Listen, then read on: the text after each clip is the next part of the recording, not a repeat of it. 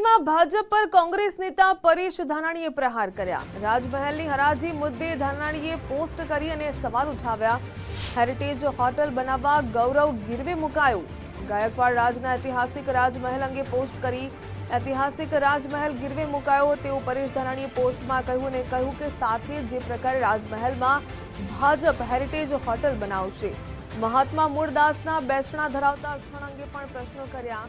જાગતા રહેજો નહીં તો આખું ગામ ગીરવે મુકાઈ જશે તેવું પોસ્ટમાં ઉલ્લેખ કર્યો।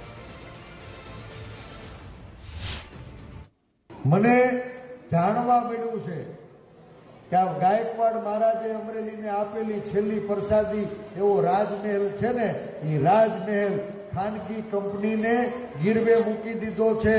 એ રાજમહેલની અંદર હેરિટેજ હોટલ બનવાની છે। ભાજપ વાળાએ ચૂંટણી ઢંઢેરામાં કીધું કે અમે આ રાજમહેલમાં હેરિટેજ હોટલ બનાવશું। હવે મારે તમને પૂછવું છે, આ ઓલા મુંબઈના ધાબે ખાવા જવાનો આપણને વેત નથી થતો, આ હેરિટેજ હોટલનું કોઈ આપણે પગથિયું ચડી ગઈએ ખરા?